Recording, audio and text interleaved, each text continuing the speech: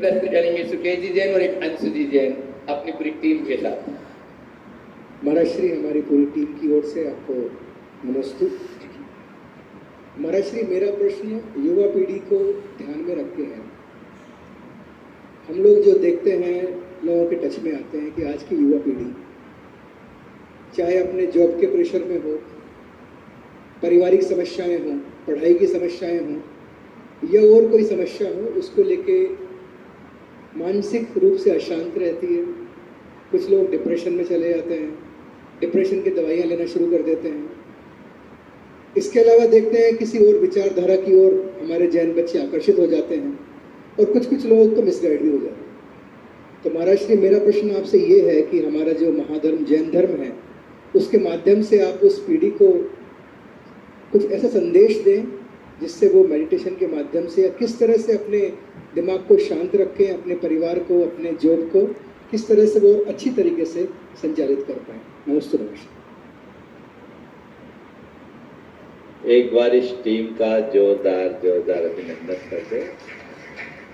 आज ये सब लोग यहाँ बड़ी भावना और विनम्रता के साथ खड़े हैं, लेकिन ये सब अपने अपने क्षेत्र के धुरंधर हैं। व्यस्ततम जीवन होने के उपरांत भी इन लोगों के मन में धर्म, समाज और परंपरा के प्रति जो निष्ठा और लगन है वो बहुत अनुकरणीय है। ये एक अधिकारी बाद में है, एक सुश्रावक पहले हैं। हमें ऐसे सभी श्रावकों का हृदय के साथ अभिनंदन करना चाहिए। आप लोगों ने जो काम किया, बहुत अच्छा काम किया। आज जो पूरी रूपरेखा बनी है, बहुत उत्तम रूपरेखा बनी है।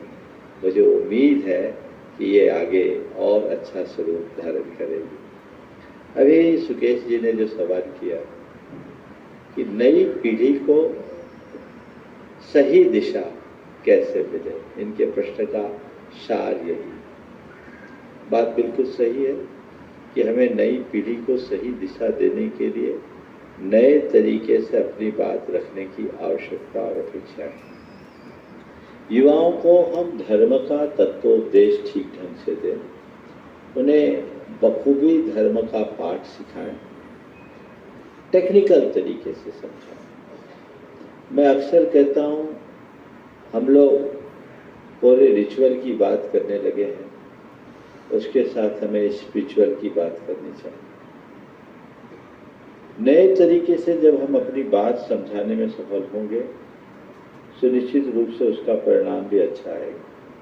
हमें उस दिशा में सतत प्रयत्न करना चाहिए। मेरे कुछ अनुभव है, विगत दिनों मैंने ऐसा किया भी है, तो लोगों में बड़ा बदलाव आया।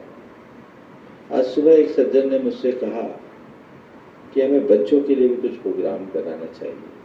आपके शायद विजित जी रामावत ने कहा था, अभी हैं, चले गए, विजित जी रामावत आ रहे, तो उन्होंने एक सुझाव दिया था कि आपके जो प्रवचन होते हैं बड़े उम्र के लोगों के लिए तो बहुत अच्छे होते हैं, छोटे बच्चों के लिए भी सामग्री मिलनी चाहिए। मैंने कहा आपने बहुत ही अच्छी बात कही और इसका बड़ा सरल सा उपाय है। प्रतिदिन के शंका समाधान में 2 सवाल बच्चों के हिसाब के उपस्थित कर दिए जाए और लगभग 8-10 मिनट बच्चों के लिए चले जाए तो उन बच्चों को बहुत अच्छी सामग्री मिल जाए। हम लोगों के पास सामग्री पर्याप्त है पर उसका प्रेजेंटेशन नहीं।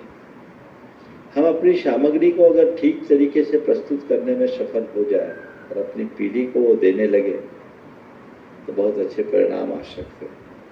हम अगर दूसरे शब्दों में कहें तो हमारे पास सब कुछ है पर हम ब्रांडिंग नहीं कर पाए, मार्केटिंग नहीं कर पाए, जबकि मार्केटिंग इंडस्ट्री में जैनी सबसे ज़्यादा है। पर जैन धर्म की मार्केटिंग, अरे हमारे आचार्यों ने हमें कहा है कि धर्म की मार्केटिंग करो, इसी का नाम प्रभावनांग है। अगर हम शब्दों को न पकड़े, आज के समय मार्केटिंग शब्द को बड़े हल्के में लिया जाता है, हम उसे प्रभावना शब्द से समझे तो अतीत की प्रभावना आज की मार्केटिंग है। हम उस दिशा में सतत प्रयत्नशील रहें। अच्छे कंटेंट जाने चाहिए और जो अच्छे कंटेंट है उसे हमें फैलाना चाहिए। अगर उसे हम ठीक ढंग से फैलाते हैं, लोगों में निश्चित अभिरुचि जागेगी, भटकाव रुकेगा। नमस्ते।